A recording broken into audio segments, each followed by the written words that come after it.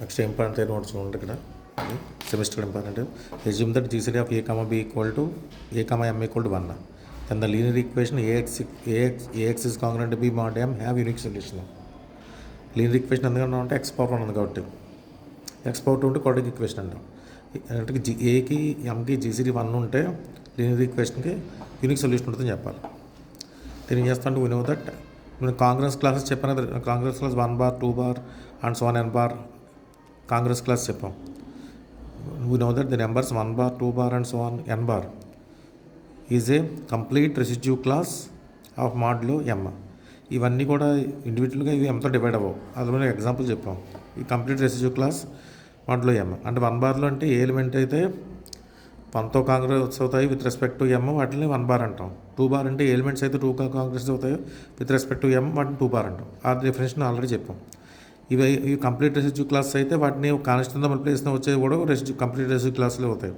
అంటే ఏ అంటే 1 bar into A, 2 bar into A, 3 bar into A and so on n bar into కూడా complete residue క్లాస్లో అవుతాయి. ఇప్పుడు మనం ఇంప్రూవ్ చేయాలి. ఫస్ట్ ఏకి ఎంకి జీసీడీ 1 తీసుకుని ax is congruent to b mod ఎంకి ఎగ్జాక్ట్లీ 1 సొల్యూషన్ ఉంటుందని చెప్పాలి. అలా కాదు 2 సొల్యూషన్స్ ఉన్నాయని తీసుకోండి. The solutions are t and s అని తీసుకోండి. అంటే టీ ఎక్స్ ప్లస్ సబ్స్టిట్యూషన్ చేస్తే సాటిస్ఫై అవుతుంది, ఎస్ కూడా సబ్స్టిట్యూషన్ చేస్తే సాటిస్ఫై అవుతుంది. అంటే ఏటీ is congruent to b mod ఎం అవుతుంది, అలా as is congruent to b mod ఎం అవుతుంది. దీని మీనింగ్ ఏంటి? ఎం డివైడ్స్ ఏటీ మైనస్ బి. దీని meaning M divides A S minus B. రెండు సపరేట్ చేయండి. అంటే ఎం డివైడ్స్ ఏటీ minus B minus A S minus B. B cancel అయిపోతుంది. ఎం డివైడ్స్ ఏటీ మైనస్ ఏఎస్ వస్తుంది. అంటే ఏటీ is congruent to A S mod ఎం అవుతుంది. అంటే ఏటీను ఏఎస్ కూడా ఎంతో కాంగ్రెస్ అయ్యాయి. కానీ మనం ఆల్రెడీ రాసాం కదా ఇక్కడ. అంటే ఏ ఇంటూ 1 బార్, ఏ ఇంటూ 2 బార్ ఇవన్నీ కూడా ఇంటూ 2 బార్, ఇంటూ 1 బార్ ఇవన్నీ కూడా అని చెప్తున్నాం ఇన్ కాంగ్రెస్ టు ఎం అని చెప్పాం. కానీ ఇక్కడ ఏమైంది మనకి ఇక్కడ ఏటీ ఏఎస్ఆర్ కాంగ్రెస్ టు ఎం అయింది. అది కాంట్రాక్షన్ వచ్చింది. దేర్ ఫోర్ ఏటీ ఏఎస్ఆర్ ఇంగ్లాంగ్స్ టైంలో కాంట్రాక్షన్. ఎందుకంటే కాంట్రాక్షన్ వచ్చింది? ఈక్వేషన్ 2 సొల్యూషన్స్ ఉంటాయని తీసుకోవడం వల్ల టీ అండ్ ఎస్ వల్ల. కాబట్టి టీ అండ్ ఎస్ 2 సొల్యూషన్స్ రావు, ఓన్లీ ఒకటే సొల్యూషన్ ఉంటుంది. అర్థమైందా? ఇక్కడ మనం ఎం డివైడ్స్ ఏటీ మైనస్ ఏఎస్ అన్నప్పుడు ఏ కామ తీసాం అనుకోండి, దీన్ని ఎలా రాయొచ్చు? M divides A into T minus S అని రాయొచ్చు. కానీ ఏకి ఎంకి జీసీడీ 1 అని తీసుకున్నాం కదా, అంటే ఎం నాట్ డివైడ్స్ ఏ అవుతుంది. ఖచ్చితంగా ఎంతో ఏం డివైడ్ చేయాలి? టీ మైనస్ ఎస్ డివైడ్స్ అవ్వాలి. అంటే t is congruence to s mod m అవ్వాలి. అర్థమవుతుందా? అది కాంట్రాక్షన్ అనమాట. దాన్ని నెక్స్ట్ చేయడం కోసం ఏ పెట్టాం, ఏటీ ఏఎస్ అని రాస్తాం. అంటే కంప్లీట్ రెసిడ్యూ సిస్టమ్ తెలియడం కోసం. అది థీరం కంప్లీట్ అయింది. నెక్స్ట్ థీరం చూడండి. ఏకి ఎంకి జీసీడీ డి కనుక అయితే the linear congruence ax is congruent to b mod m have a solution as a solution if and only if t divides m అయితే. అంటే ఏకి ఎంకి జీసీడీ డి ఏందనుకోండి, ఆ డి కనుక ఎం డివైడ్ చేస్తే అప్పుడు దీని సొల్యూషన్ లేకపోతే ఉండదు అనమాట. ఇక్కడ ఫస్ట్ మనం ఏం తీసుకోవాలి?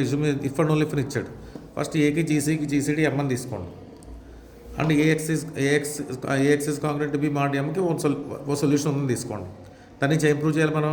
డి డివైడ్స్ బి అని ప్రూవ్ చేయాలి. అర్థమైందా? కాబట్టి ఫస్ట్ ఏకి బి జీసీడీ డి అని తీసుకుందాం. Ax is congruent to b యాకి ఓ సొల్యూషన్ అని తీసుకుందాం. కరెక్ట్. ఏకి ఎంకి జీసీడీ డి కదా, అంటే దాని మీనింగ్ ఏంటి? D divides a, d divides b, d divides m. దీని meaning ax is congruent to b mod m అంటే ఎం డివైడ్స్ ఏఎక్స్ మైనస్ బి. అంటే ఎం డివైడ్స్ ఏఎక్స్ మైనస్ బి అంటే మీనింగ్ ఏంటి? Ax minus b by m అనేది integer. కాబట్టి ax minus b is equal to m into q అని రాస్తాం. Ax minus b is equal to mq. దీనికి b ఎంత రాయొచ్చు? రెండు ఇంటర్చేంజ్ చేస్తాం, ఏఎక్స్ మైనస్ ఎంక్యూ అని రాస్తాం. అగైన్ మనం ఏం తీసుకున్నాం? D divides a and d divides m అని తీసుకున్నాం కదా. అంటే డి డివైడ్స్ ఏ అంటే ఏ బై డి అనేది ఇంటిజర్, ఎం బై డి అనేది ఇంటిజర్. దీని నుంచి a is equal to ds అని రాసాం, m is equal to dt అని రాసాం. మనం ప్రూవ్ చేస్తుంది చూసుకోవాలి. ఇప్పుడు మనం డి డివైడ్స్ బి అని చెప్పాలి. కాబట్టి బీని ఎలా రాస్తాం అంటే దీంట్లో సబ్స్టిట్యూషన్ చేయండి.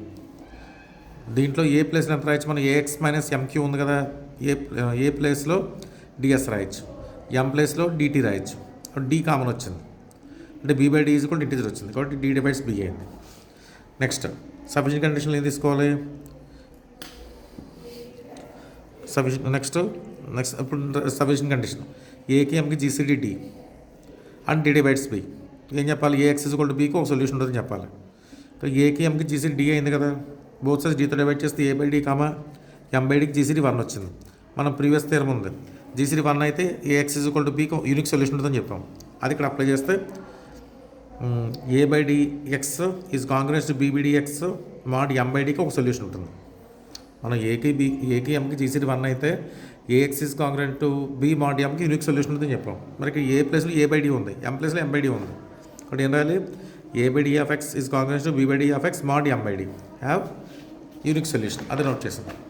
అంటే దాని మీనింగ్ ఏంటి, m by d divides a by x by d minus b by d, d cancel చేసేయండి. అంటే ఎం డివైడ్స్ ఏఎక్స్ మైనస్ బి. దాని మీనింగ్ ఏంటి, ax is congruent to b mod m. దాని సొల్యూషన్ వచ్చింది. థియరం ప్రూవ్ అయింది.